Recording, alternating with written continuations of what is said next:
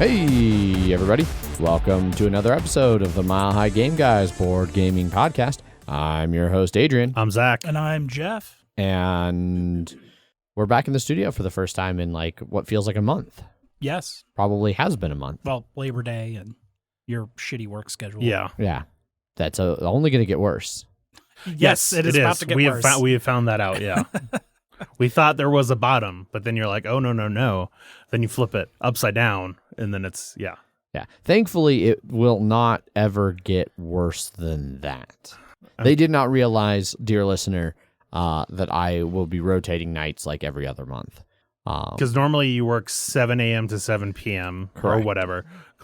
Now, then you'd switch to 7 p.m. to 7 a.m. Correct. So 100% switch. It's not like three, because, you know, a lot of places have like 3 shifts. Yeah. You just have the 2. We just have 2 12-hour shifts, day shift, night shift. Mm-hmm. Yep. It's gonna hurt. Yeah. But so anyway, for now though, we are back in the studio. We are recording an episode, and all is well. It's much easier to edit, I'm sure. Yeah, when it's here. Yeah. Is it? I mean, I don't have to match up. Like, I guess that's fair because they do just like come pre-matched, Yeah. basically. That's fair. It does help that Jeff's sound bleeds from his headphones into his mic a little bit, so I can sort of hear me. Oh, does it? Yes, I never knew this. Yes. Nor have I been told to correct this. Jeff, when he records remotely, is like the cartoon animation of like the headphones flying off from the sound. Yeah. Nice. Just blasting. No. So he goes cross-eyed. Yeah, well, Jeff, think about it. Soon enough, or in not too far of a future, if we have to record remotely, it would just be recording in the basement. That's true. And then we would just record like the handheld sort of thing. Yeah, we do. could just do the handheld thing. Yeah. We'll have to set you up like with the old arms and everything to like just clamp to the dining room table, and it can be down in the kitchen. Dining room table? I don't know if one of those exists. You don't have a table at all down there? No, I wouldn't call it a dining room table. No, there is a table. I do have a I feel like I coffee table that moves up. so there you go. Yeah. That's cool. So you can secure the microphones in the Nalgene's and then lift the Nalgene's to mouth level. Mm-hmm. I did move some stuff around, and there technically a table could fit. So Okay. just got to take out a column. I'm sure it's not needed. But Jeff's All right, Rick. Don't even ask him. It's fine. Yeah. Major construction going on down here. It's Yeah. fine. Just knocking out pillars. Don't Yep. mind the sag. Yeah. I'm sure it's not load bearing. Well, Jeff's going to be sleeping on the couch, right? So you'll still have his room to turn into a studio. Oh, that's... No, that's- right now that room is still just filled with cardboard, so Could be worse. could be worse. Cardboard bed. No. Ooh. Yeah. Although there technically is also a bed in there that's just up on its side. So Wow. I don't need that. no, I know. Was that the second mattress, or have you replaced a mattress, or was this one just left behind? I have replaced the mattress. I see. But Right. that's, you know. Now we know. Now we know.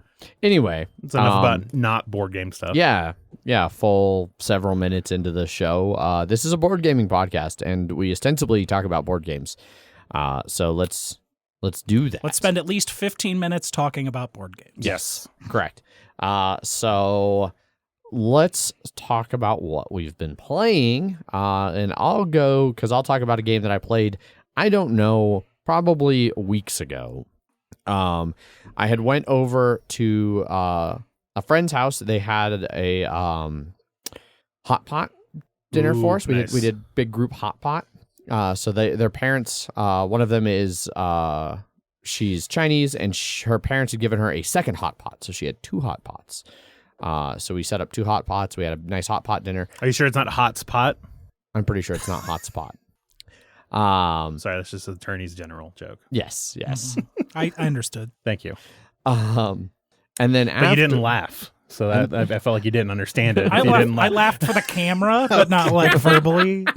he did kind of look up into the camera and smile. Yeah. Very Jim moment Exactly. from Jeff there. Yes, Yeah. that's me. The person that has seen almost no Office.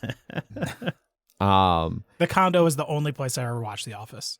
man, you should Yeah. watch The Office. No, It's a great I'm show. all right. I got things to do, life to live. Yeah. It's great for putting on while you do other things, though. You watch. But I have other shows for that. Yeah, go watch the rehearsal, and then he can go watch The Office. Yes. Yeah. I don't know the rehearsal. Well, it's only 6 episodes. Anyway, and not aren't we 10 supposed to be talking seasons. about board games? I don't know. Yeah, you could definitely gotta watch the dinner episode. That's a great one. Anyway, so we did Hotbot and everything, but then after some people were leaving, some people left, and then a few of us were staying behind, and we were like trying to think of games to play. We played some No Thanks, but we're going to talk about No Thanks from game night anyway, so I'm not going to talk about that. Then the final game of the evening, there were 5 of us, and somebody was like, well, Hanabi plays 5. And I was like, all right, yeah, we'll play some 5-player Hanabi, thinking in the back of my mind, like, this is going to be painful. I've never played Hanabi with these people, and it has been years since Megan and I played together. Mm-hmm. Like, Ant and I haven't really played much since, like, 2018. Like, I still have a note file on my phone of the 2018 Kondo Hanabi season and all of our scores. But they had the tile set, and... Hanabi 2. Yes, Yeah. Hanabi 2. Had you played with the tiles before? I think I had. I'm pretty sure I had. Allison was the only person I knew that owned it. Yes. Yeah, and I think I've played with her set a couple times. But anyway, turns out the couple who was hosting, and then the other person who was the third, like not Megan and I, basically, they're all pretty good at. Well, he was new-ish, but he was familiar with it. The other couple was really good, and turns out like they play very similar to how like a lot of our group plays. Turns out like that's just kind of a meta that naturally develops from playing it well. I was going to say, did any of them be like, you have to like tell us where you're discarding? That was the moment that I knew we were going to be okay, because we all sat down and we were kind of like explaining to the other guy who hadn't really played. I think he'd played a couple times. It had been a while or whatever. But we were explaining a little bit to him. And then the big thing is their tiles were severely worn. So we were like really inspecting them. And they even had a Sharpie there handy to like redraw the fireworks like as issues arose. Okay. And we discovered really bad ones. But that was one of the first things that Joy, the woman, she was like, all right, Casey, we need to know like what side are you discarding from? And sure enough, like, and he didn't really say anything like that we played, and like 2 turns in, like he discarded from one side and then drew and put back on that same side, and we're like, Casey, we're really gonna need you to consistently discard from one side and add to the other side. Yeah. And then he was like, oh yeah, okay, and it kind of clicked for him while we were doing that. Everything went really well. Overall, like we got a pretty decent score for like 5 people who almost nobody had played together. There was one moment where Joy gave me a clue, and I could see a clue that Joy's husband needed. So like she was immediately to my right, and it was me, Megan, Casey, and then her husband, whose name I'm drawing a blank on. But I was like, okay, well, Megan will give him the clue, and if not, like Casey can give him the clue. So there's 2 chances to give the clue. It'll be fine. And like the clue Joy had given me was clearly a play this tile. So I played my tile. And then Megan, I don't remember what, I think Megan discarded. And then Casey was like, oh, I haven't gotten a clue in a while, so I'm going to discard too. And so like we had full clues again. And sure enough, her husband was like, all right, well, nobody's giving me a clue about this discard. It's a 5. Well, shit. I was like, yeah, Megan, I really thought you were going to get that one. But overall, considering we had been drinking and eating and it was late and none of us had played together, we got a reasonable score. We got like 3 5s and 2 4s, I think. Okay. We played with the Wilds with them as their own suit. Okay, so 6 suit. Okay. And yeah, it was fun. Did you call them Wilds or did you call them just like Rainbow? I think we called them Rainbows. Or they might be a different color on the tile set. I can't remember for sure. But it was a lot of fun. It was nice to get to play Hanabi again. I do really like Hanabi, especially when I play with people who know what the fuck they're doing. Yes, and like it was one of those like throughout the game when they'd give clues, it was like, oh, I see what they're getting at. Like, yeah, they play were able to exactly like we do. Yeah. It's deeper clues. Do you prefer, how did you feel playing with the tiles themselves? For me, the tiles make it easier for me to track my own information. They don't really change how I give clues or anything, but like for me, certainly it's easier to like, have like this rotation, like this side up means it's a 5. So like no matter what, that's always going to be a 5. Or like I could slide one forward or one back a little bit to indicate like maybe keep, maybe discard, and then like kind of as they move through my hand, manipulate them that way. I know at least for me, I agree with that, but then also there's something about having the cards in my hand that makes me less likely to just like get distracted by something and then come back and still sort of remember what things were. But because I remember when they were just on the table, there was once or twice where I got distracted. I looked back and I was like, those are all in spaces, but I don't remember anything now. Yeah. Something about not having that tactile connection. I think for me, like, because I can see that a little bit. For me, it's just I've played with the cards so much. It's second nature how I hold the hand of cards versus like I haven't played with the tiles very much. So it's easier. Like it's not as driven into my memory that this means this.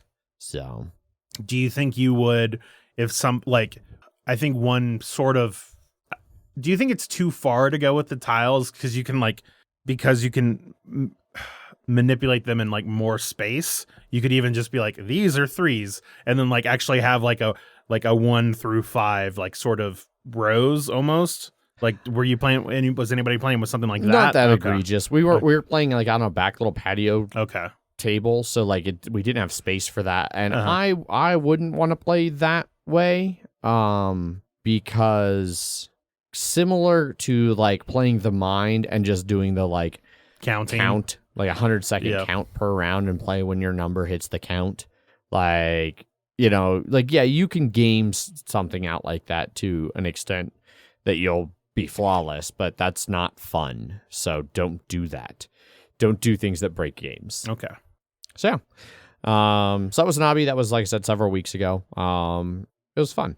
I did buy that new. You haven't played with the Black Powder expansion yet, no, right? I have not. I think only Jeff has here. I did buy a new. Yes, I have played with that. Yeah, I did. I was at Black and Red, and then it was there for like $4. So Okay. I bought it, and then I just bought a new pack of Hanabi because my other one's real dirty. So Sure. Now I just have another, and now I can give this copy of Hanabi to somebody if I wanted. So, but I want to try that out at some point. It seemed interesting. Sure. I'd be down. Yeah, because it's just, you can only give clues on their numbers. They are otherwise colorless. Yeah. Which is interesting. Yeah. Seems hard. Mm-hmm. But it was. Anyhow, then I went to game night. I've been to a couple game nights since we recorded, so I'm sure there's more I've played. It's hard to remember your half dozen games of Spirit Island apart from each other. I haven't actually played much Spirit Island lately. Okay. Not since we recorded last. Megan keeps saying like, "Hey, you want to play Spirit Island? We have it set up," and it's like, meh. We've already peaked with playing with Eric and Paul, so Yeah. I mean, it has been nice getting to play at the really high difficulties, but yeah, I don't know. I was trying to remember because I think I went to game night like 2 weeks ago as well at Strange, and I was trying to remember if I played anything. Oh yeah, so Strange, I did play something at Strange. We played. We taught you, Zach. Hallertau. Yep. So we played a 4-player game of Hallertau. Zach, Wes, Megan, and I. That's the big game that I would want to talk about. I mean, I will say I did talk about it last week. Oh, so I you guess can, that's fair. You can talk about it from probably your did. side. No. How did it feel to get absolutely destroyed? Great. It felt great. I didn't get last. That's true. So, quiet down, Boyd. I probably woke up earlier than Adrian today. Almost certainly. Yeah. But I also just came off of like 3 sets of 12-hour shifts that sucked.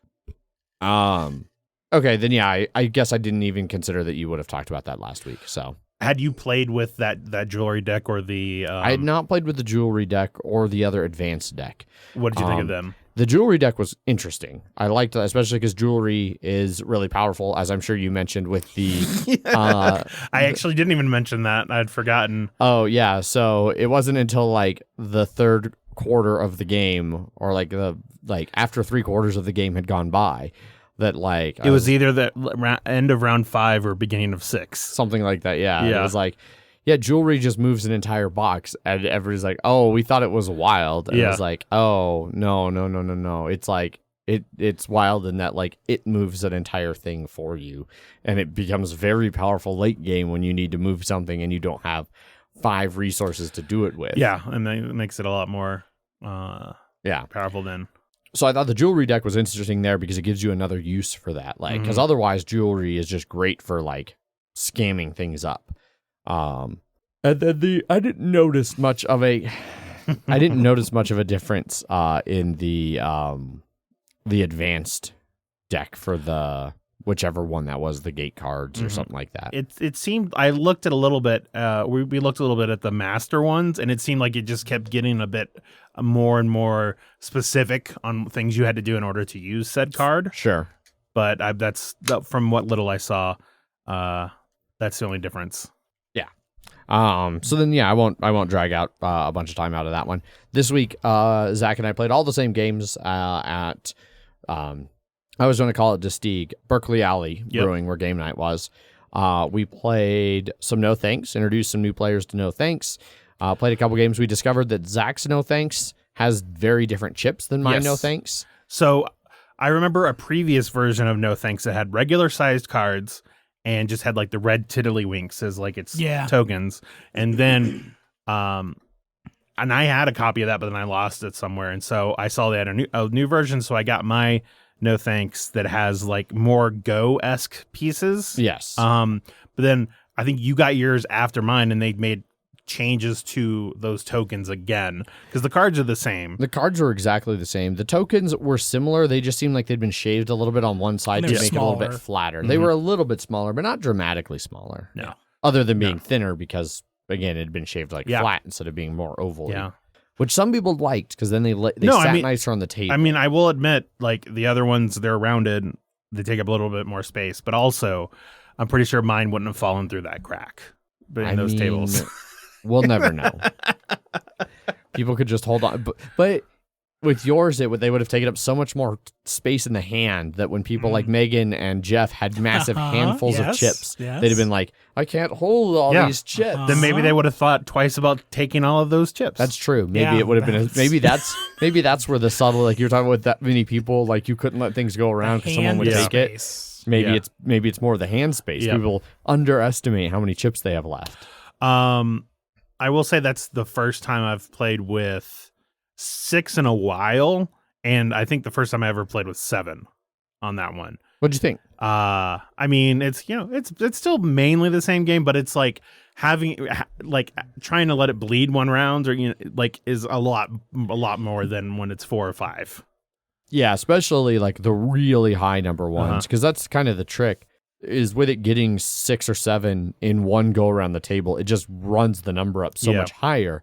Whereas like with 4, it takes longer. So like people are more likely to be like, even 8's not enough to offset a 35 yet. Or if people were just out of chits and just had to take it. Which happened a few times. Well, especially because it goes down to with 5 or less, it's 11 chips. For 6 it was 9, and for 7 it was 7. And so people run out a lot faster. They run out a lot faster. Also, I noticed that because you have people are in general getting less cards, they're in lower counts there. You can say that there's a strategy for taking some of the higher card, like a higher card to like one, get the cards around it, but then to just bleed tokens from other people because they don't want it. No, it did not work. The one time I tried it with 7 is just because it was like maybe if the 9 cards we had taken out had been more caring towards that, it could have worked a little bit, but it just seemed like I was hurting myself too much by taking a 32 when Megan was like in mostly the same situation, but she took like an 18. Yeah. Or Jeff did the same thing and you ended up getting like -2. Correct. So it's and I think I had 5 cards. Yeah. Not as great as what was it, 7 card? Yeah. The 7 card, straight that I've seen. Yeah. For No Thanks, Boyd, no, we did not describe how No Thanks works. I thought we talked about it 1,000 times on the show.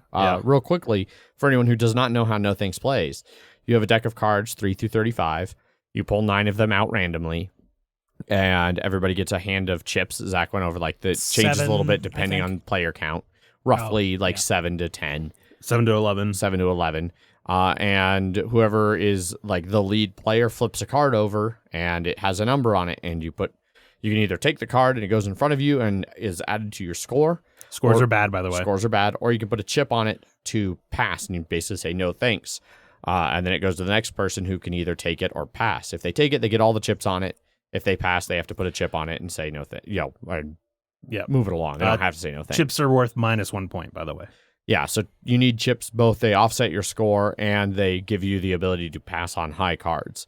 Cards that are consecutive, like 30, 31, 32, stack so that a 30 on top of a 31 and a 32, that stack is only worth 30 points. But if you have 30 and the 32, that's 62. Yeah. But if you get the 31 later, then it becomes 30. Yeah. It becomes, or it's one of the cards that's out of the game. Exactly. Yeah. And you don't know, there's always that chance that between two numbers, that card is one of the ones that's been removed from the game.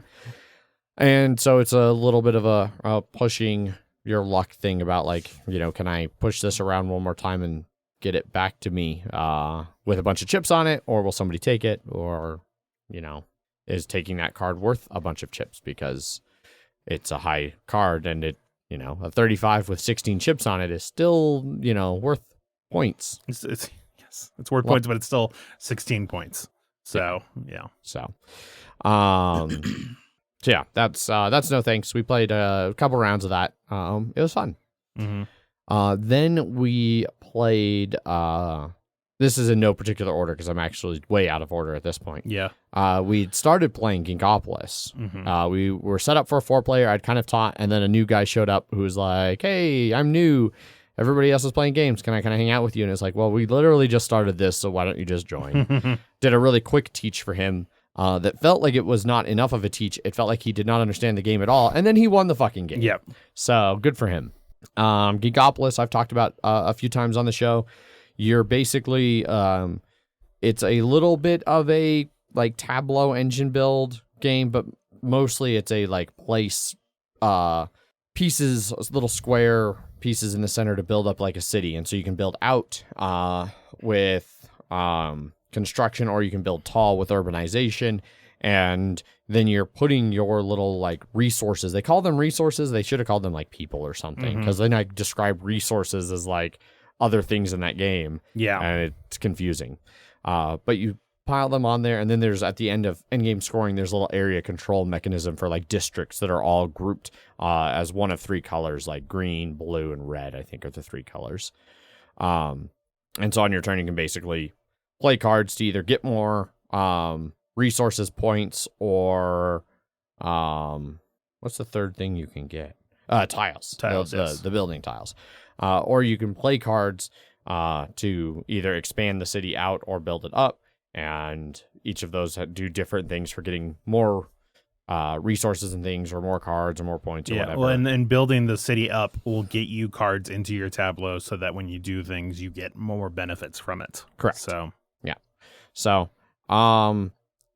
I liked it at 5. I thought it was fine. It definitely plays different at 5 than 2. I had not. So I've played now at 2, 4, and 5, I believe. Okay. I don't think I've even played 3. Did it play, were 4 and 5 pretty similar? Yeah, I didn't notice a major difference between 4 and 5 that I recall. I mean, I've only played it a handful of times, and there's always been big gaps in the times that I've played it.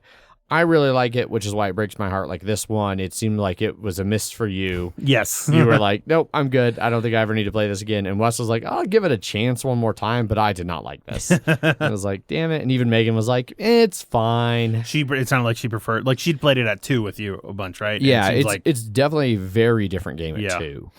I think it's one of those, I can definitely see that they're like a lot more of the strategy with just playing at 2. Because at 5, especially because you have a hand of 4 cards, you choose one of those cards, and then you play it, and then you take your hand of 3 and you just hand it to the next person. And how many players did you play with? 5. It's very not recommended at 5. That makes sense. 2 or 3 is it seemed like every turn it was just like, all right, let me get a hand to see if I can do anything, and because it's about area control, but you're just sort of randomly assigned to an extent what areas you can actually influence at all. That it was just like, this doesn't help me, or this does, like, but, and I understand, like I'm playing more than once.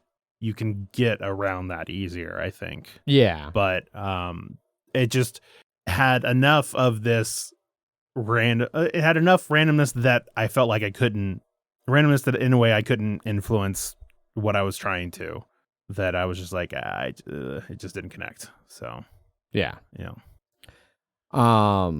Yeah. So, do you think you'd give it a chance at 3? No. You don't think it'd be any different for you? No, I can see. Fuck you. With 5 being for like even dramatically asking. like not recommended, is there a It's- chance that what you didn't like about it would change at 3? No, mainly because I just wasn't a big fan of just how it played, like the actual. Just what- the way it is. Yeah, just sort of its core being. It just didn't. It wasn't something that I was if it was interested like a in. different game, Yeah. I'd play it. But it's the same game, so no. But I mean, I can see. I don't think the game's bad or anything like that. I could just tell. I was like, this is not the type of. Sorry, I already wrote that you thought the game was bad. So. Okay, all right. You already posted a review for me. Shit. Mhm, yeah, it's locked in. The game's bad, and you should feel bad. Yeah. 1 star. 1 star. Yeah. I'm just balancing out the 10-star ratings. So. Yeah. But I Wow, know. only 12 1-stars out of the whole. All right, you better make it lucky number 13, Yeah, right? there you go. No, it just didn't connect with me, but I can see why other people would like it. Because who is it? Nick or Josh on our Slack that really likes it? They're just interchangeable people at this point. I mean, who knows if they actually exist or not? I know Like, one of them exists for sure. We met somebody. We don't know for we never saw him messaging as Nick in front of us. That's true. So it could have just been a giant ruse. It's just all been a facade. Yep. Some sort of long-term prank that Yeah. at some point will Pay off. pay off. Yeah. And then we will be the fools. Yeah. Joke's on us. Just like the joke of a game, Ginkopolis. Adrian, did you find your iPhone or your phone holder, or No, did I you did buy a not. new one? Well, we bought the same keyboard and mouse set for Megan's computer downstairs, and so it came with a new one. Nice. There you go. No, it definitely fell out of my bag while traveling, and is like Oh. sitting in an airport somewhere. Bummer. Well, it's just a little tray. It's not No. like. Yeah, but it works Is- real nice. Is it wide enough for a Steam Deck? Because I don't think so. I bought one that works for Steam Deck and a phone. I don't think that would be. And then the last game that we played at game night was Matryoshka. So we played a 4-player game, 5-player game of Matryoshka. Because you had played a 4-player game and Yeah. was not a big fan of it. Correct. And so we were like, all right, do it one more time. And we felt that both Wes and I and Jeff, I don't know. Do you feel that 5 players is the best? Yeah, I think Yeah. so. Because you get the most amount of cards. Mm-hmm. So what'd you think? I liked it more. Mm-hmm. I thought that it sorry, there's work messages that are coming in, and it's like, Stop looking at your work Ma- messages. fucking manager bullshit. Do not disturb. I get the I need choice. to be better about that. I do get the choice to be able to turn those off, though. So. So, I liked it better. I don't know if it's that I liked it better Or you just understood? because, yeah, I don't know if it's because it was at 5 players or because I had a better grasp of like how to play the game and what Gotcha. information to like reveal and what information to not reveal. Because I think in the first game, in the first 4, I think I did like a 2 Ugh. and a 2. Sorry about that, listeners. A 2 and a 2, especially because Jeff Thanks, is Rick. not making notes for burp cuts anymore. Oh yeah, that ship has sailed. Yeah. A 2 and a 2 that were obviously different suits, and then a 3-4 or a 4-5 that was the same suit. So everybody, I was like, oh yeah, I really want that 3, and everybody else was like, we're not giving you a fucking 3. Yeah. And that was Fuck like you. right out the Yes. gate. Yep. So Yeah, that's one thing about it. As I always try and say, like you want to display enough information, but you want to hold back the critical stuff. yeah, so I did fuck up at the end of this game where I noticed there was a 7 you really wanted and a 7 Wes really wanted, and I had 5 7s because I was definitely going for 7s. Yep. And I meant to swap the 2 that you guys clearly wanted out and put 2 different ones, but I got confused which were which because the colors are so fucking similar, Yeah. They could be. and I put out the wrong 2. Yeah. And, Hence and- why I want to sort of just get another copy because the newer one is slightly better at that. Okay, so. cool. Yeah, so both like, we all laid our things out, and both Zach and Wes were like, Adrian, what the fuck? I was like, God damn it, this sucks. I did better score wise, but I think I was still like maybe middle of the pack. I did not do well. And I think we had a new person also win that one too, right? I can't remember her name, but yeah, that one still a lot of fun. Megan also kept a crucial card that I needed onto her play area, and she thought that there was because there were 5 people, that there was gonna be one more round instead of just the 4, and so she was like, "Yeah, I maybe would have put that in my hand, if had she known." Yeah. Yeah. Matryoshka is good. Yeah, I enjoyed Matryoshka. That's all that I've played, and I believe that's now all that you've played, right, Zach? Well, first, Jeff, is that all that you've played? Yes, because due to sickness, etc., we didn't do Jime, which we were gonna do. That's right. I was like, didn't you guys play something without me? And then I was. I mean, we did play Twilight Imperium, but we talked about that. Yeah. And then I didn't show up till game night until like 8:00 when I got off fucking work. Yeah. And it was, so I didn't really do much. Gotcha. Except crush at no thanks. Yes. Yep. Yeah. So I don't really, it's not a game as much as I bought basically like a puzzle calendar, which is like it's a wooden thing that has. But not like Advent calendar? No, not Advent calendar. I am on the list for the new one for the exit. At Black and Red. They have the other one, the Ice Cave one, the one I did last year, just at Black and Red right now if anybody is interested. But they just did it again for this year? Is that what it is? Well, they have a second one that hasn't shipped yet. That's like Santa Claus themed or something like that. Okay. That has not come out yet. So I see. Or it has, but I don't want to pay the $70 on Amazon for it. Yeah. Fuck that. No. But this one is just it's just a wooden puzzle that has a bunch, I think 6 or 7 wooden polyomino pieces, and then it has the 31 days and then the 12 months on it. And then you basically put those pieces in a way that it shows the date, right? So it's September 25th. Oh, yeah. And then every day you just puzzle it to the 26th. Next day. Yeah. You could just, and there's 2 ways of doing that, I guess, is that one is that every day you dump it out and just try and get the new one, or you take what's there, like from September 25th, when it goes to 26th, you can just try and swap it around to see if, just to try and match it. Now, there was at least a couple days that I did it where it was, so there's I don't know a good way to describe it. It's like a 2x3 block, except one of the corners is missing. So it's 5 spaces, if that makes sense. It was angled in such a way that it was like tilting it towards having the space on the left was like the 13, but then switching it to where it's on the right was the 14 of that month. Yeah. So it was just like, well, that day was very easy. Yeah. But yeah, it just gives me, because I think I spent like $15 or something like that. Yeah. But it's puzzle a day. Puzzle a day, basically. Yeah. Until you memorize every combination of every. Oh yeah.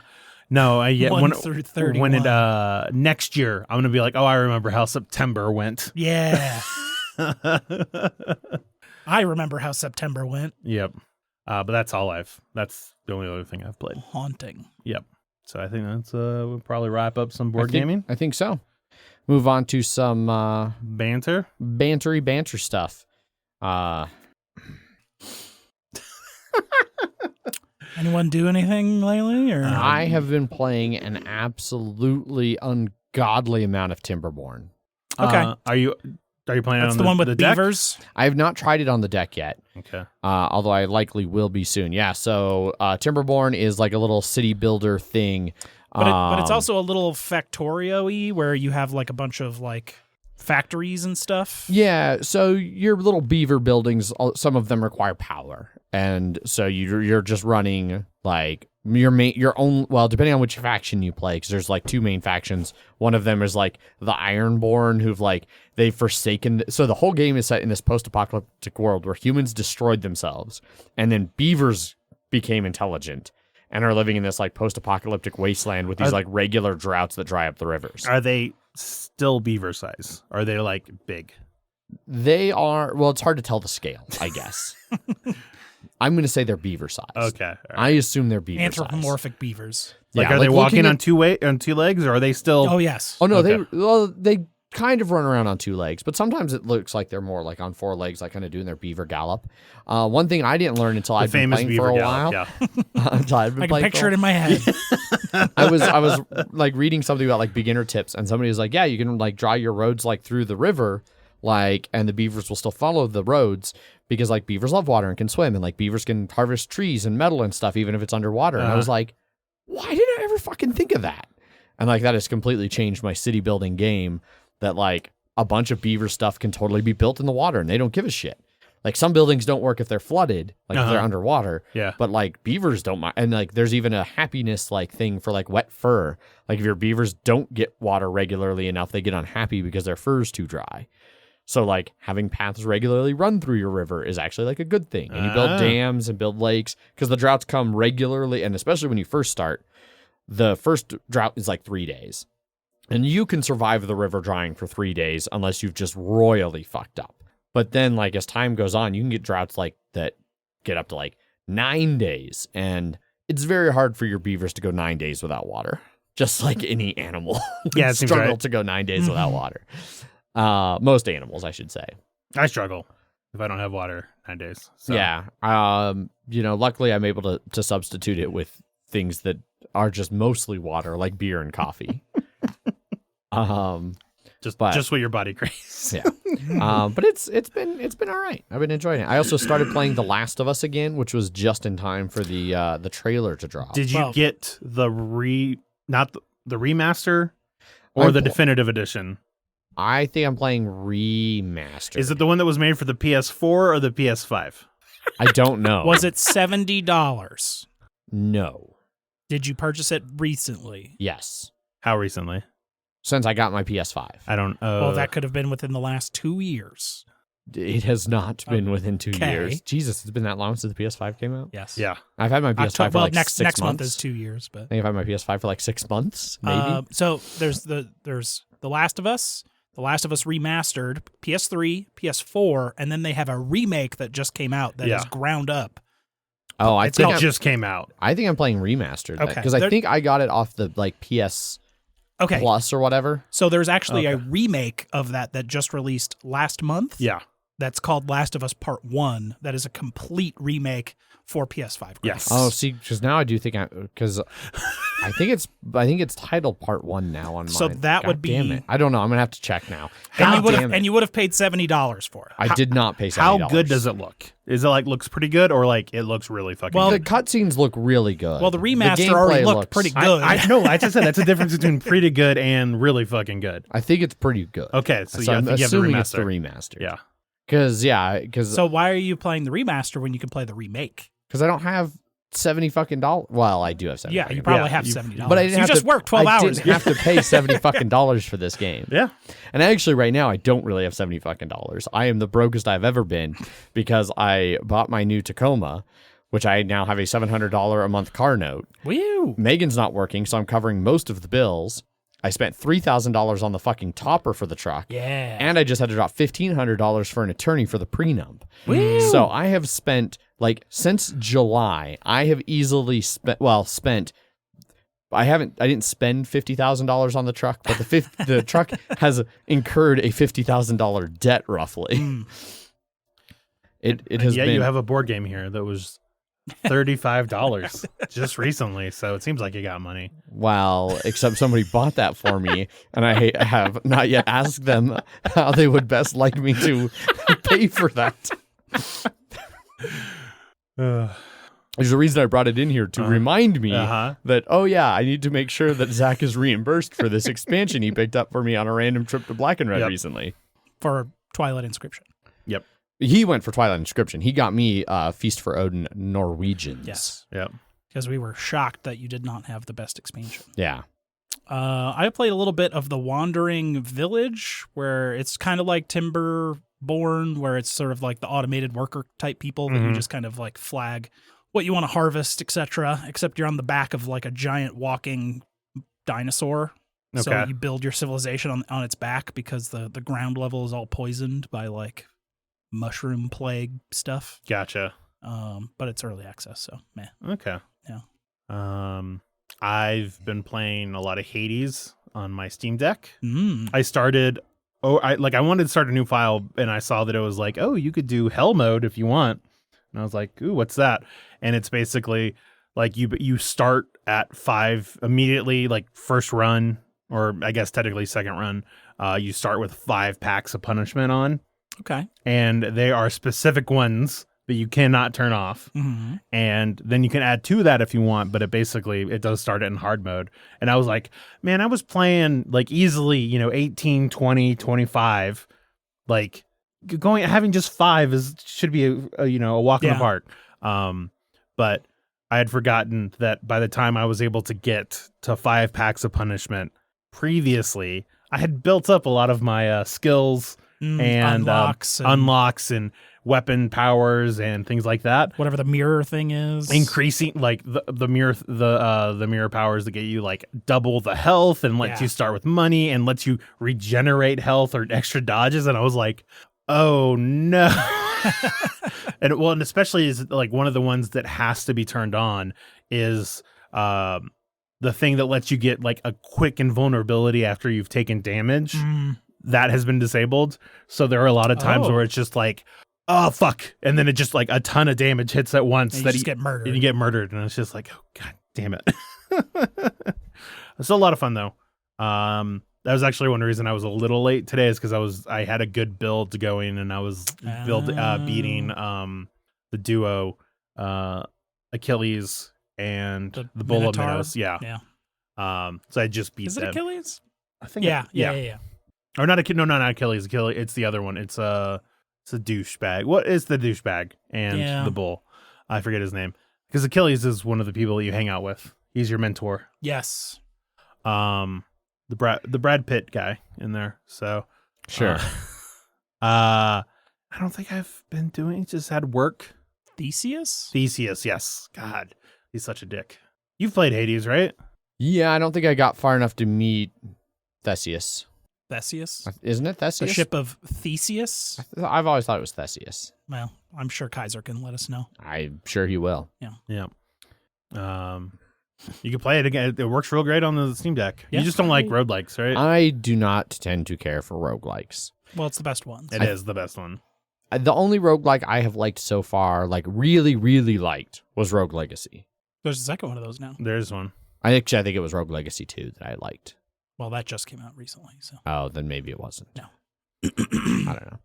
But yeah, like I want to like them a lot more. Like Darkest Dungeon, I really wanted to like a lot more than I like.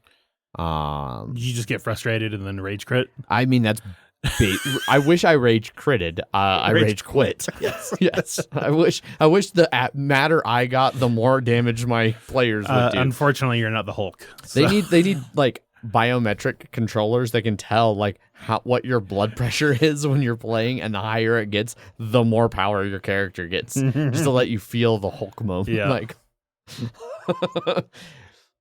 this guy's about to throw his controller through his expensive TV. We should make it a lot easier for him for a little bit. Yeah.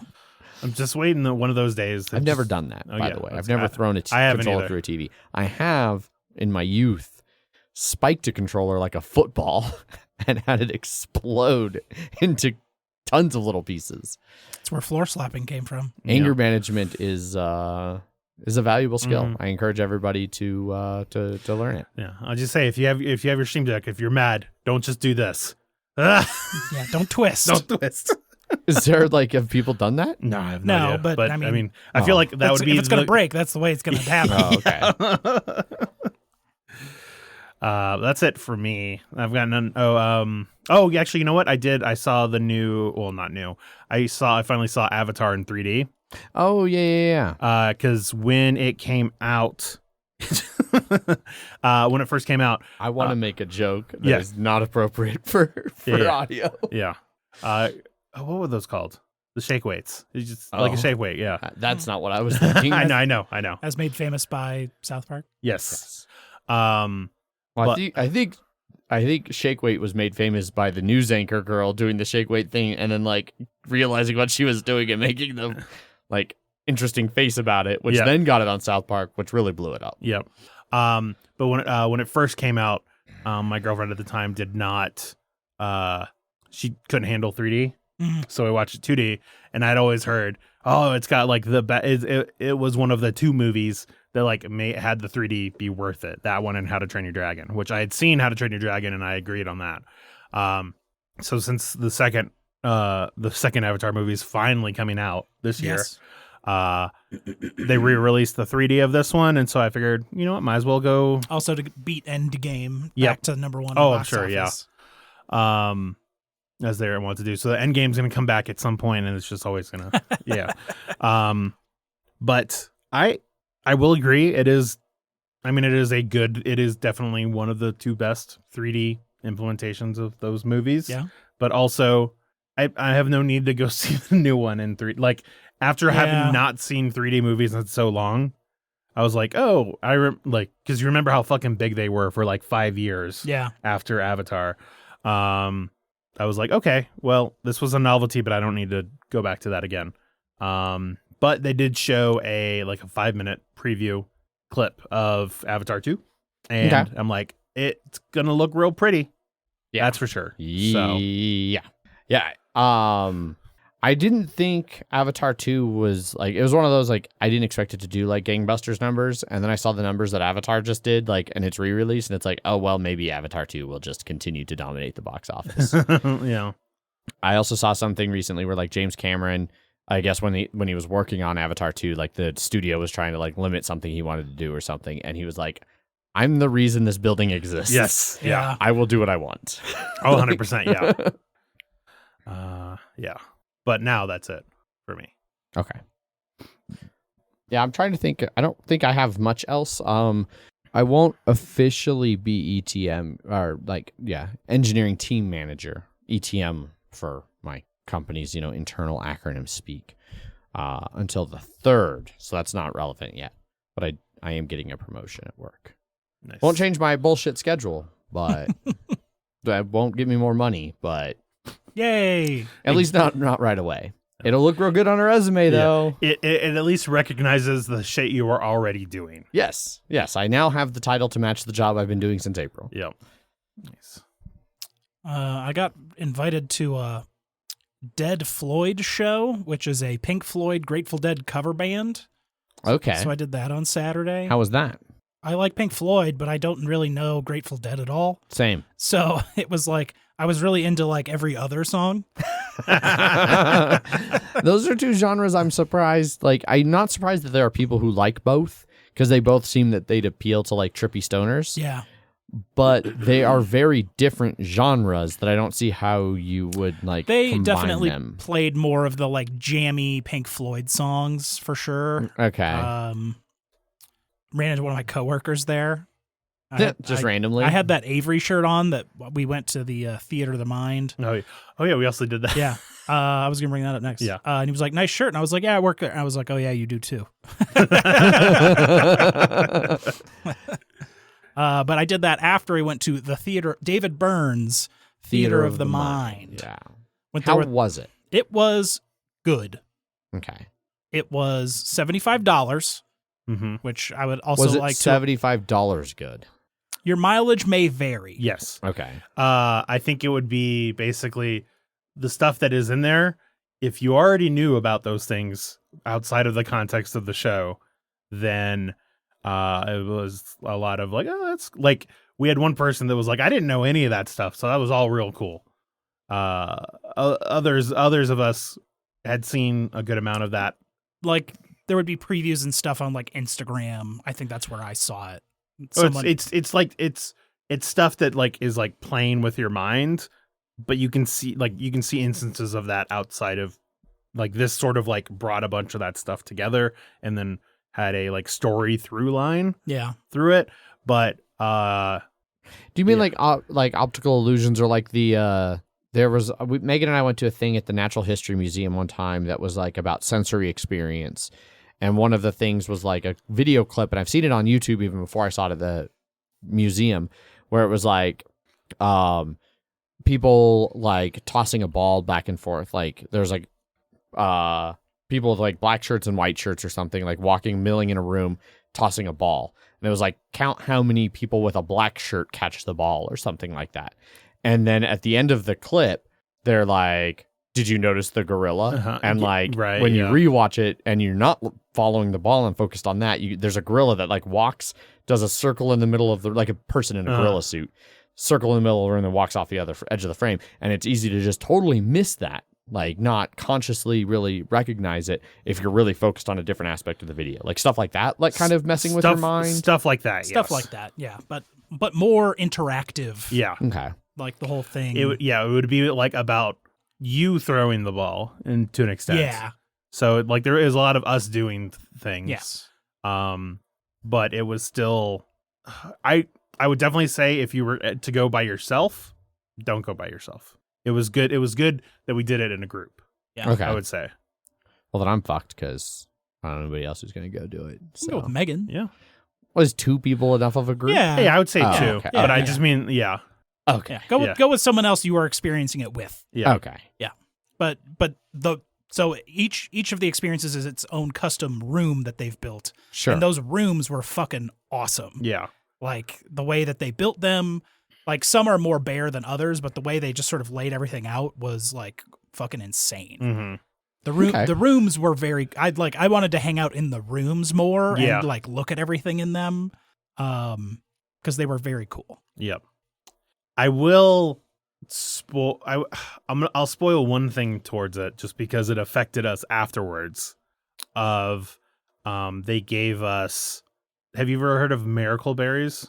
No. It's the bear. It's you eat it and then it makes sour things taste very sweet. Okay. So we had that Okay. during part of it. But then when we went to go get some beers afterwards, Uh-oh. and Lingering? Yeah. I got a sour and I was like, this sour is amazing. It tasted like juice. It was great. But it sounded like how did it affect your The beer was sweet. Yeah. Yeah. So So like it basically turned all the bitterness from the beer into sweetness on the beer. yeah. So Okay. that was cool. Huh. Yeah. And that lasted a while. Like did. even when I went to the Dead Floyd show, like later, this was hours later, I was drinking an Odell IPA and I was like, "Oh, yep, still sweet." Yep. Interesting. Now I want to try those berries. Yeah. You can get them. You can also just buy them. Yeah. But Okay. It's neat. mm-hmm. I might have to look for tickets. Yeah. Times that work for Megan and I then. I think it runs 6 days a week. Okay. Days a Yeah. week. Yeah. It was neat. It was neat. Did Paul like it? Yeah, he seemed he definitely wasn't like I think he liked it enough to say that he liked it. Yeah. If that makes sense. Yeah. Like Paul's definitely one to be like, oh, that fucking sucked. It's the worst thing I've ever seen in my I think he entire had the life. same criticism Yeah. like I had. I was like, it was good, but maybe it wasn't $75 good. Yeah. But like the experience was cool. The like neuro stuff in there. Okay. Awesome. And some of the neuro stuff they did in there, like I have never experienced before and was super cool. Yes. Yep. Oh yes. Yeah. No, there's one or two that was like, that was really Neat. neat. Cool. Yeah. I feel like I've done cool things, but I can't remember any cool things that I've done. That means you didn't do cool things. I Yeah. think that's exactly what that means. Yeah. Broncos are sad, even though they are 2-1. Barely. Barely. But they're also like barely not 3-0. Like they didn't lose to Seattle by much, and it was a close game. So like they're not that far removed from being 3-0. I don't know how to feel Did about we the show you Broncos. the meme of it was the red pill and blue pill? And it was Yeah, like I was the one who posted that Oh, meme. okay. Yeah. Yeah, the take a timeout or get a delay of game penalty. Wait, did you do both? I thought it was ice the kicker or use all 3 timeouts. And Oh, it was then like, that must have been another one. Yeah. Because there was one that was like, call a timeout or get a delay of game penalty. And it was like, did you just take both pills? yeah, ice the kicker or spend all 3 timeouts. And it was like, did you just take both? Yeah. And then in the Seattle game, like when it became apparent that they were going to lose, he called timeouts and like the meaningless kneel down time, which is just the most petty bullshit of all time. Okay. So yeah. Rings of Power is good. I'm not caught up on House Dragons, but House Dragons is good. Megan and I are greatly enjoying Rings of Power. I have not started. I've got opinions on timelines and like canon that's not this show, which is fine. The show can be not canon, but Well, I think the big thing that they got fucked on is they only have access to The Hobbit, The Lord of the Rings, and the appendices in those 4 books. Yes. but they are making references to stuff that is from the Silmarillion. They are kind of making Yeah, reference so I to think they stuff. just have to be careful of Yes. like Yeah. what they and how they do it. Plus Like, condensing it for TV. I want to say, have they've only called them Harfoots, right? Yes, Yeah, they have there's no- not called them hobbits. Because I don't think I think at that point when they had it, they didn't even have the rights to the Hobbit yet. And I want to say, Also, hobbits don't exist in this period Yes. of the Second Age. Yeah. They So- don't. They're not a thing. yes. Also, wizards aren't a thing yet. Like, there's a lot of things that aren't things. Isildur and his dad don't exist for like another 1,500 years or something like Yeah, that. But but Galadriel's thing is like all new. So they're just kind of turning Yeah. stuff into things. Well, and also, I mean, when you're making a TV show, you can't just have time jumps like that just go, years at a time. That's crazy. A decade. Yeah. Also, the first episode of Rings of Power, I think her journey is like 300 years or Yeah, that something sounds right. that you're seeing. Yeah. But I think because that one is like over 3,000 total. Yeah, That they have, yeah. you have to condense it for a Yes. show. That's fine. Yes. Yeah. I stopped watching that after the second episode, but that is more of a comment on, I just don't care about Lord of the Rings than anything about the show. Which you just don't really care for that kind of generic high Fantasy. fantasy, right? Yeah. Okay. Like I enjoy it's one of those things of like I enjoyed it well enough while I was watching, but as soon as like a third episode came out, it was just like, well, I could watch the third episode, and I just was like, But what if I didn't? yeah, exactly. What if I didn't watch it? And then I was like, oh, I feel exactly the same. Okay, then we're just going to continue on doing other things. See, but I feel like that's true for almost any show. Like there's been very few shows that I've felt like I would be okay if I didn't see more of the show. I don't know. Like I'm enjoying Lord of the Rings, but if I never saw it, like if it went off air, like, Yeah, it's only fine right now. It's not like must see Yeah. for me. No, I get that. but even It's- like some of my favorite stuff, like I've never felt like I'd be like that bummed. I don't know. right, but there's Unless it's the Orville. If that doesn't get a 4th fucking season, That's I'm true, burning yeah. this whole place See, down. I thought Orville ended on a great spot. And it did, but there should be more. I would like more. I agree. I didn't realize how long ago that season had come out. 3 or 3. like just, a couple of months is when it ended. yeah, like June? Yeah. June, July, Oh, summer. see, my Yeah. the Hulu dates must look weird. Must show up weird. No, Because it was showing like that's where I watched it. way No. before. 2016 was when the first yeah. season Yeah, came out. which that's Yeah. crazy Yeah. too. I can agree with that, Adrian, other than the fact that for a lot of other shows, there is something that at least makes me want to be like, I want to see what happens next. This one, I was just like, I think what it was is that I was just tired of Galadriel was on that human island or something like Yeah, that. And yeah, I was yeah. just like, I don't care about this. I don't care about anything that's Don't worry, happening. that's going to be like the core of the entire series. Exactly. So yeah. I was just like, no, about that human island specifically. Oh yeah, don't worry, that's going to be like the core Yeah, of that- like literally the rest of the story. Exactly. I was just like, I don't care. Yeah. So It's going to be a big fucking deal. mhm. Yeah. We're at the like early portion of the inevitable Rings of Power Game of Thrones turn. Yeah. Where everything's like bright and like Cheery and then nice. and then Ned's going to have some problems here pretty soon. yeah. Yeah. Yeah. We're still in the phase where you think Ned's like Uh-huh. going to go talk to his friend, the king, and like Yeah. everything's going to work out fine. Yeah. But things aren't going to work out fine. Yeah, Yeah. we're going to get that turn in Rings of Power here pretty soon. Oh, I'm sure. Yeah. I think it's also just there's too much shit on right now that it's That's like fair. it is hard to keep caught up with stuff, and so that was one that I was just like, maybe I'll watch it at some point, but That's fair. That's kind of how I feel about Horde of the Dragon. Horde of the Dragon, yes. Lord of the Dragon. That's it's a D&D module that I've always seen I've seen as that Hobbit movie. HOTDQ or whatever. Smaug. Smaug. Big Yeah. Smaug fan. No, definitely D&D book is what I always think of. House of the Dragon. Uh-huh. I just See, and that one I care about that universe way more. see So- like that universe was so like I still have not gotten over the ending of Game of Thrones. The people who are involved are no longer a part they of it. can't hurt me anymore. They can't hurt I you. know. Yes. Yeah. Now new people can hurt you. Now Yeah. new people can hurt you. I'm not ready to be hurt again yet. Okay. I'm gonna stick with the very safe, very palatable. Lord Here's of the good. Rings. Here's evil, and they're on different sides. There. Just like Mithril. Yep. I don't know. I think that's it. I don't have anything else bantery-wise that I can think of. I don't think so. JBF's coming up. It's going to be a real shit show. Shit show. Yeah. Just past Oktoberfest, which was already a shit show. There we go. All right, let's move on and knock out some crowdfunding. No news this week, just crowdfunding. The only news I thought of is Stonemaier Games has hit their 10th anniversary, and they're doing a 10th anniversary sale, and they have a game that he made that's free while they're doing their 10th anniversary. Oh, cool. I didn't know that. Yeah. I got a shipping notification from Gray Fox that I can only assume is Campaign Trail. Either that or they're going to start sending us games again. Yeah, so all we have is crowdfunding stuff this week that doesn't involve chest butt plugs. Yes. First up on this Kickstarter page is Project Ironside, a $400 board game table.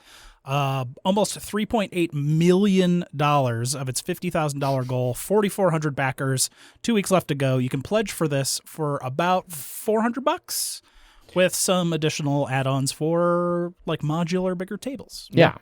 So this one's kind of interesting. So this one is a metal table, so it's not nice woodwork stuff. It's a metal table, and it is very, very modular. They show a bunch of different ways to buy multiple ones of them and combine them. Like one of the first little things is like if you buy 2 tables, you can combine them widthways or lengthways to make like 2 different. So it's like things. It's 3x5 for its base size. Yeah, so you could make it like put 2 of the 3x5s together and make it like a 3x6 or a 3x10. Sorry, math. Or you could put the 5 foot things together and make like a 3x10. There is also like mini extension things, so you can make a 3x7. Yeah, there's a bunch of different stuff. They've got all the normal stuff about like what's the benefit of like a dropped gaming table thing, which to be fair, pretty much always true. It does have toppers that you can get. Mm-hmm. So you can cover things up. It assembles really quickly, supposedly, because it's very modular, like metal table frame pieces and legs and stuff. So just bolt together with a little Allen key.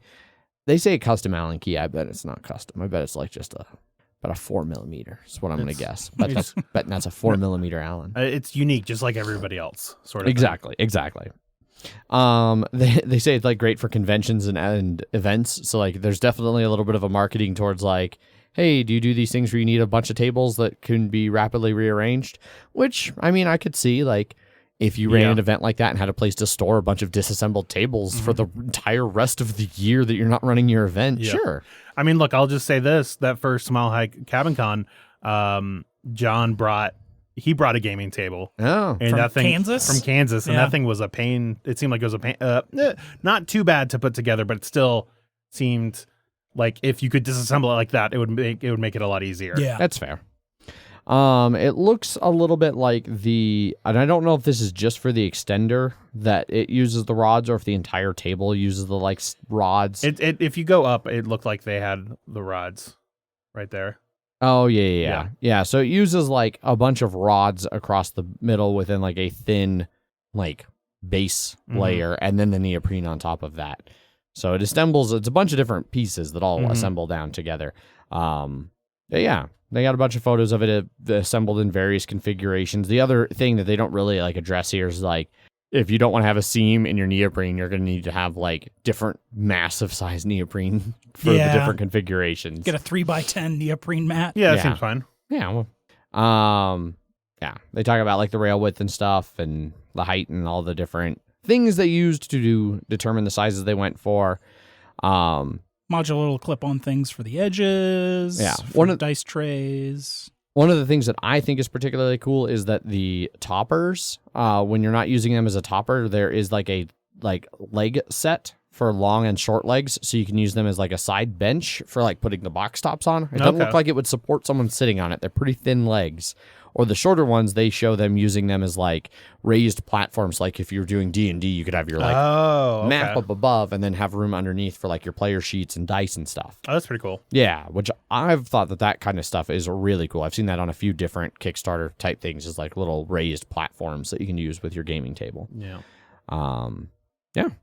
This is also apparently by the same people who did Box Throne. Oh, so it's a very similar like construction.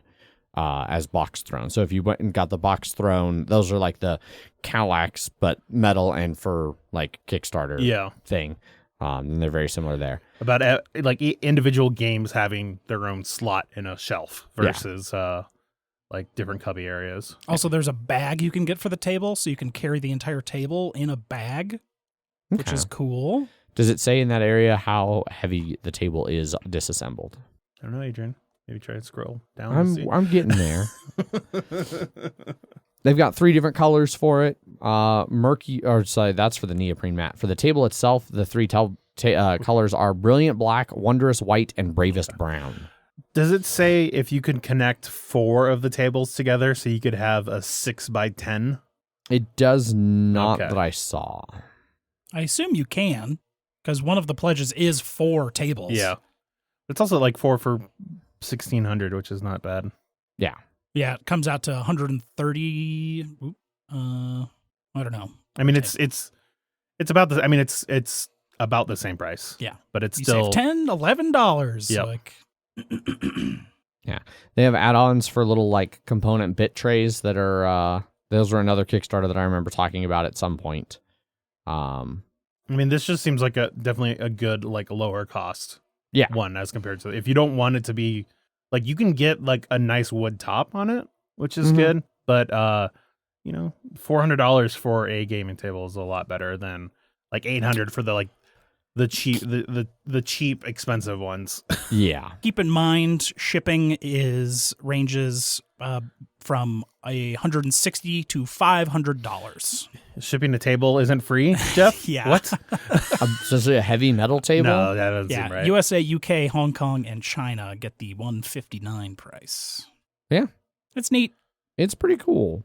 But I also like the big... but it's more like $560 than your $399 price here. They've got a bunch of different like thematic neoprene mats. Like they've got a one that is ocean and grass, like double-sided.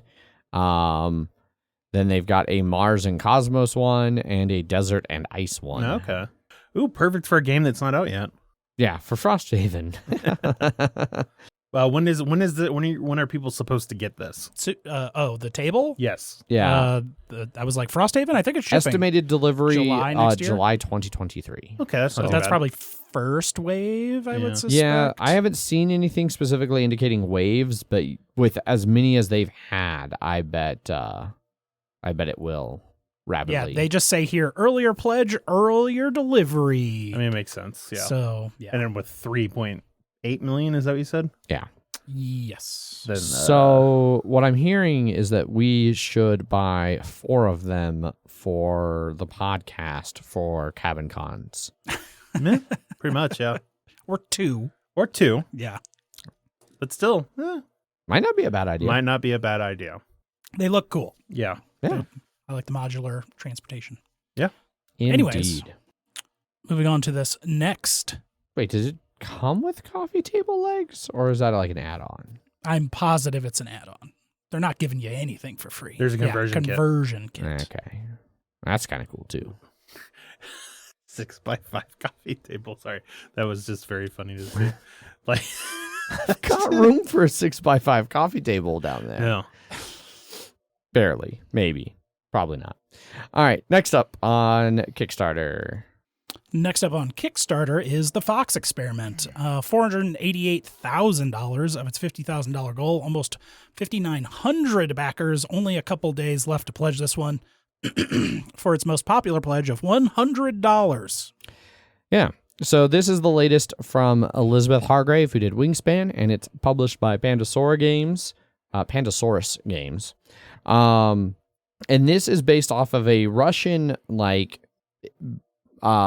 experiment. I was trying to think of a different word since it's called the Fox Experiment. Was it an a experiment Russian project about foxes? Yeah, Oh. and it was they were trying to breed domestic foxes. Oh. So they were trying to intentionally breed for like all the nice little domestic qualities that we like in like our dogs and stuff. So this is a board game about that, where you're each different scientists and you are breeding your foxes, trying to get the traits that you want. So the base game is $55 for the retail edition. If you don't want to go for the full like $100 all-in one that Jeff was talking about, Does it make it fancier or does it add more things? Both. So one of the things in the I'll just jump down here to the $100. It's a playmat and five and six player, and then the stretch goals. You need the need the $60. It's only $5 more for the stretch goal edition. So okay, that's not bad. $60 versus $100. Yeah, for a playmat and then 5 to 6 player. Okay, expansion. Yeah, that definitely seems like you don't need to get it unless you want. Unless you want to, yeah. Which the majority of people do. And the playmat, it's not just. I don't think it's just the base playmat, like the board. It's also like the personal. Your personal board is also your small. Player boards are also. So you get like one big board-sized playmat, and then you get 6 small like personal boards. Yes, gotcha. Yes. So it's a lot of neoprene. Now it's chip theory. I was about to say neoprene. Yeah. So basically, when you've got like male foxes and female foxes, and you pick which pair you're going to breed, that lets you like figure out what traits you'll roll on to see what the new fox kit would get, and you kind of mark those down on its little thing. And as you have like these goals of studies that you choose to complete to try and get certain sets of traits. And so once you've achieved those traits in a kit, you get a score for those. And you just that's the game. Their how to play section is very, very basic. But yeah, you're breeding foxes, and it's got a bunch of cute fox art and a whole shit ton of unlockables. Jesus Christ. You said it was based on an actual study? Yeah, it was an actual project in Russia. Gotcha. I think it just eventually petered out because it was expensive. Spoilers, and didn't have... man. I was about now. What's the point of playing the game if I know how it ended?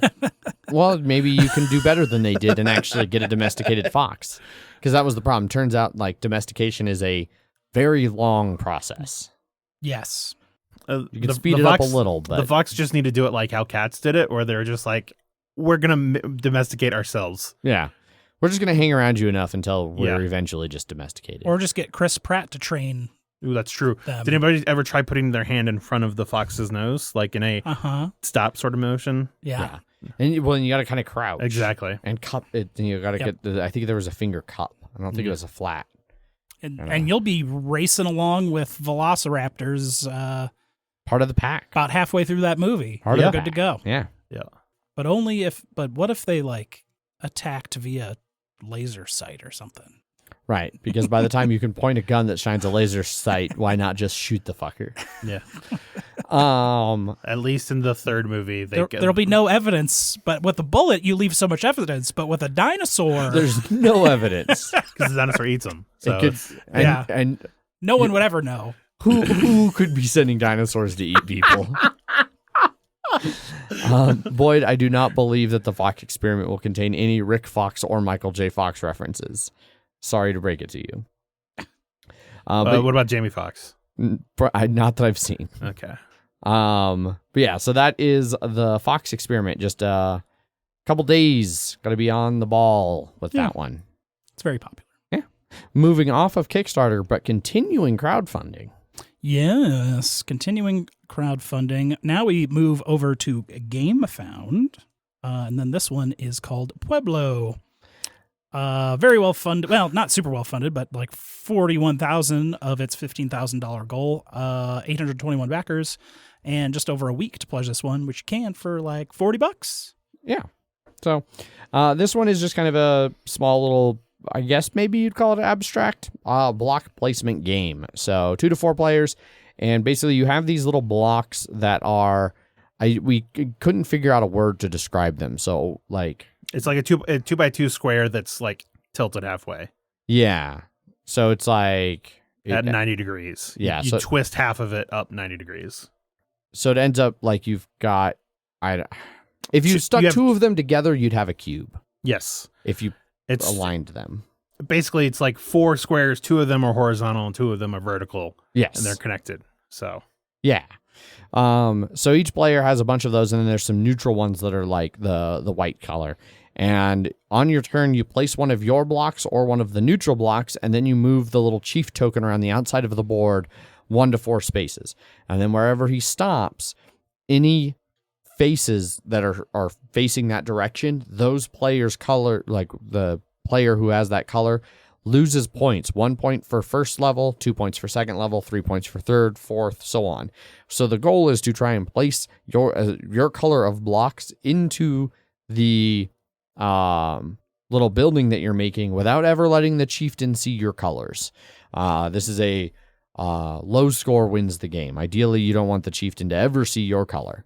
You just want him to think that you're lazy and not doing anything. I don't understand the theme at all. Like the game seems interesting, but I do not understand. Maybe there's something about like, not being too haughty as you're building a Pueblo to where the chief is upset about you. Does it say what the garden tiles do? Yeah, so the garden tiles are a add-on. So there's 2 add-ons that come with it. There's order of play pots where at the start of the game you can bid on who gets first, second, third, fourth, and you bid points. So like presumably if you bid the most points, you're going to start off at a disadvantage, but you get to choose whether you're first, second, third, or fourth. The garden tiles you place at the start of the game. You decide how many garden tiles you want and you agree on where they're placed. You can never cover them with a block. So they constrict the play area. Okay. But yeah, so you place a block of your color, or the neutral color, then you move the chieftain along, and then you score negative points based on what he can see. I have the more theme for the stream things. Go for it. In this game, a chieftain commissions his master builders to build his idea of a vast new Pueblo. None of the master builders is to push himself forward by using any bricks in his preferred colors where they can be seen. The chieftain watches this process distrustfully, penalizing any builder who fails to keep to his instructions. He basically wants it all neutral. Yes. And we're like, but like, what if I throw a little yellow in there? And the chieftain's like, I didn't want any fucking yellow. Okay. I like how the score track is triangles. Yeah. Yeah, the pieces kind of move around interestingly on them. I could see that being... Because it's a round board. Yeah. Move around them. Yeah. They have all of the rules showing right there on the Kickstarter page, so you can read through the rules if you want to. Very simple. The what page? Sorry, the Game Found page. There you go. How dare you, sir? How dare I? Yeah, $35 for the base pledge, so not very expensive, especially considering you're getting a bunch of wooden blocks. There's a bunch of different add-ons. You can change the garden tiles and the pots to $1 to wood for them. Sorry, my screen keeps jumping for some reason where I'm like looking. For $5, you can upgrade them to wood pieces. The cool one is they've got a turntable for $15. Yeah, that's pretty nice. So that you can spin it around to get various different views of the board. And then you can add a bunch of their other games and things to this one as well. Cleopatra and the Lost Code. Indeed. So, I don't know. It looked like a cool little light abstract. And I like placing different colored blocks. I would put this in the Cascadia weight of... Probably. Yeah. Right around there. I was getting a climber's vibe. I can see that, yeah. Trying to move colored blocks strategically. When did you say when it was supposed to release? I don't know if GameFound has the same. May 2023. Okay. Also, not too far along. No, it's not too bad at all. Bad, yeah. Moving right along. Next up, last up. Last up, we're moving to BackerKit. That's the third crowdfunding site. Yeah. Kickstarter's days of dominance are fucking done. Pretty much. And then this one is from the creator of Pandemic, Daybreak. Yeah. Very well funded, $277,000 of its $75,000 goal, over 5,500 backers, and about 3 weeks left to pledge this one, which you can for $50. Yeah. So Daybreak is a fully cooperative board game about stopping climate change. It is an unapologetically hopeful vision of the near future where you and your friends get to build the mind-blowing technologies and resilient societies we need to save the planet. That's their spiel. So, like Jeff said, it comes from Matt Leacock. He said from the creators of Pandemic. Oh, he did, which would be Matt Leacock. Yes. And then Matteo Menapace, who is a designer and educator specializing in cooperative play. And it's coming from CMYK, who did Wavelength and Monikers. So also the current sellers of Quacks. Oh, okay. Yep. So, basically, the way Daybreak works is each of you will take on the role of a different country. Does it say which countries? It does. China, Europe, United States, and majority world. So You said country, right? yeah. Does it say country? Or did you? Well, I did. It says different world power, Okay. not country. Okay. So, Because I was like, you had me at United States and China, and then you're like, and then Europe, and I'm like, that's not a country. Yeah, and then rest of the world. and well, majority world, Okay. which they have a link on majority world, and if yeah. you click the link, it jumps over to this other person, Sadaf Shalwani, who says why I use the term majority world instead of developing countries or third world, because they are objectively the majority of the world Yes. are those countries. Correct. So Well, and the third world also was like really rooted in Cold War Cold ideology. War stuff. Yeah. Yeah. Second world was Russia aligned. First world was U.S. aligned, and third world was other. I've played Twilight Struggle. Yes.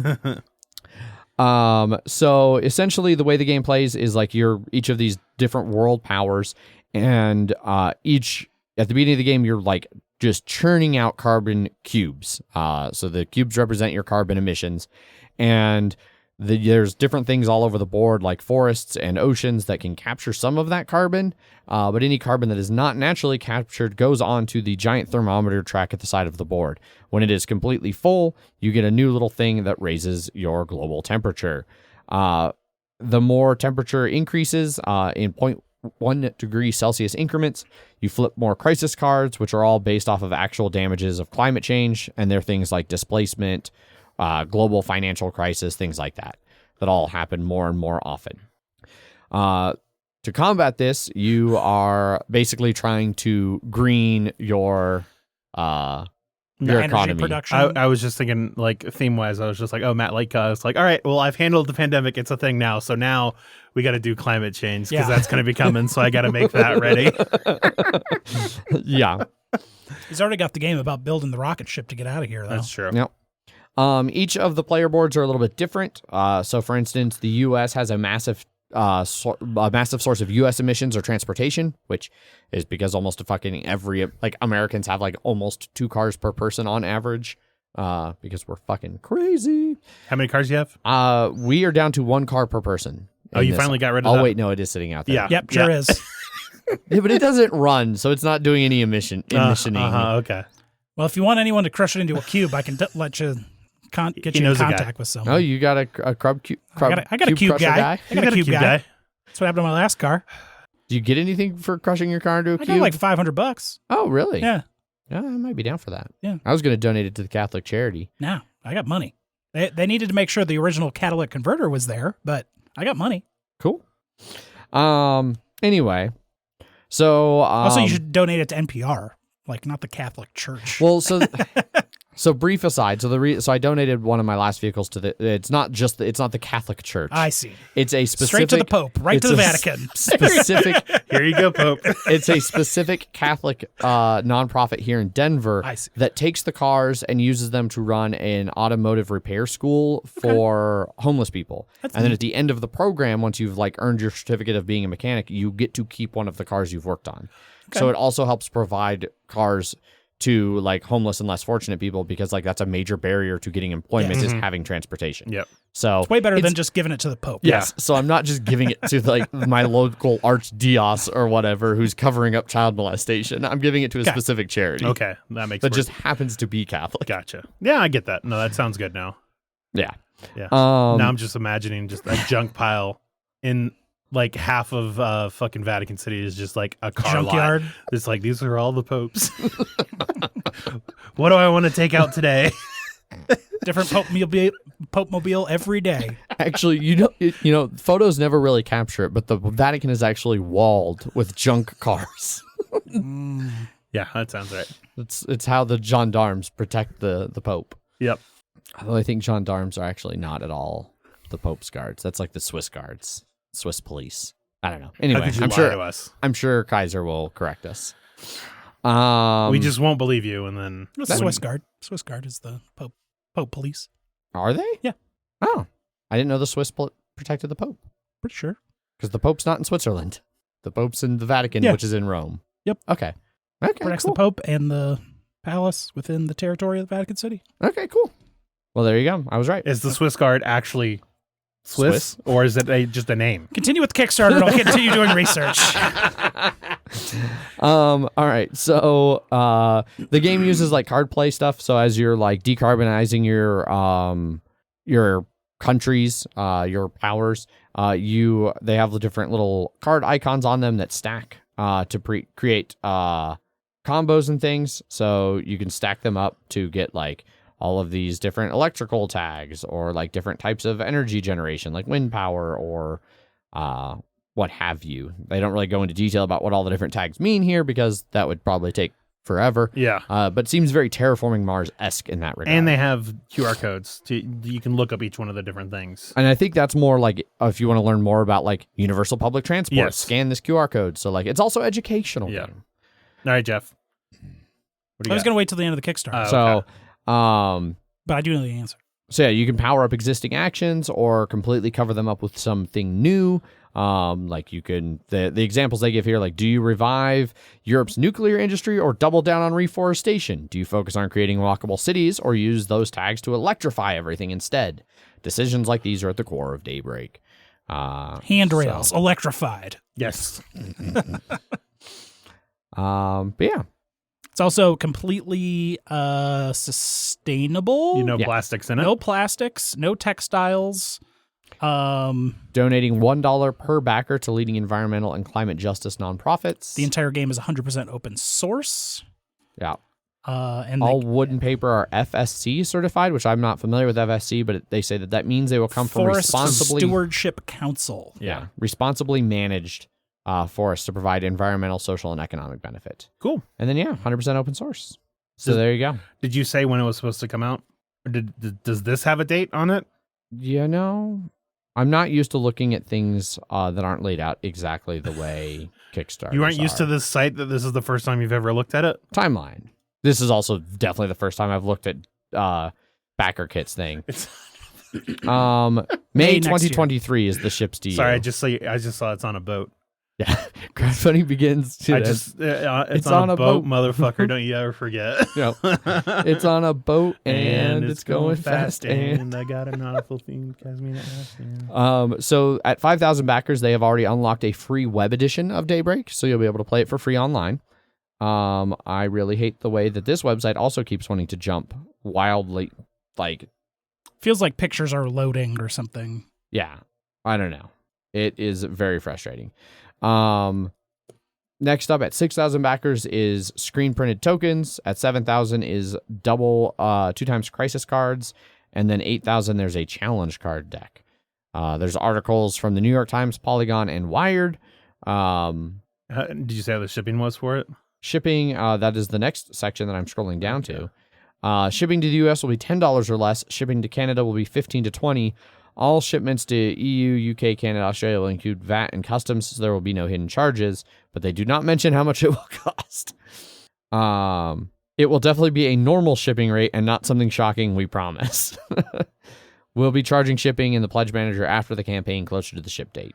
Was Backer Kit the one that's like, I saw somebody doing a thing. GameFound started if you decide to opt in, if there is more than like a certain amount of variance on the price at the end of the campaign, you can get 100% refunds. Basically insurance. Oh. Yeah.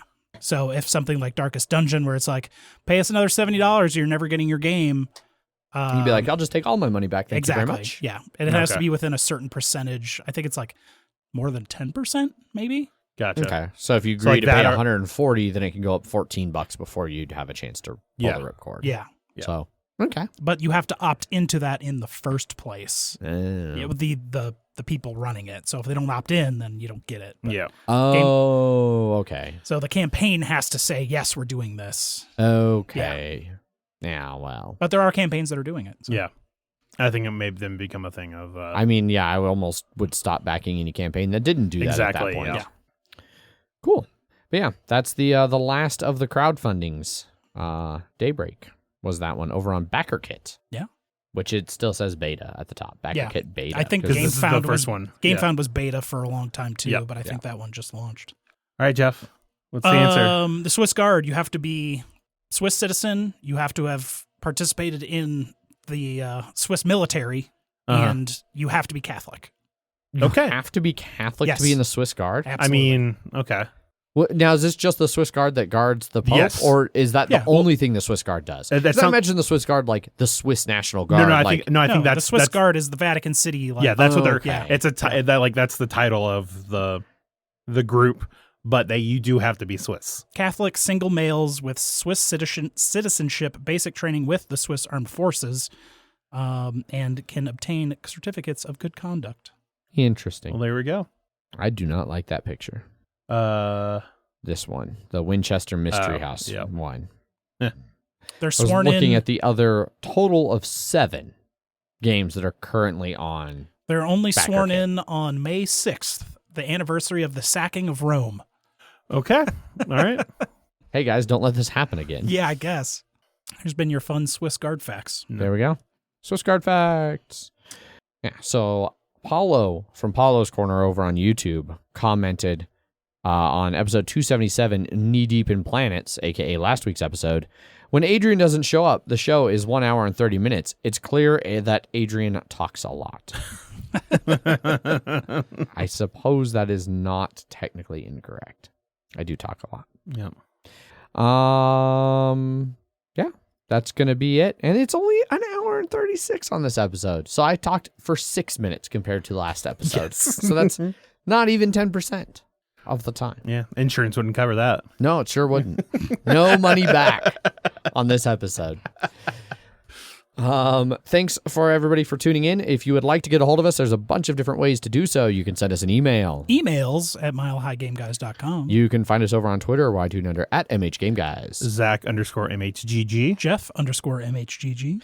Be sure to check the show notes on your podcast app of choice to see links to all of the different crowdfunding items we talked about and any news that we might talk about if it was an episode where we talked about news. This one wasn't.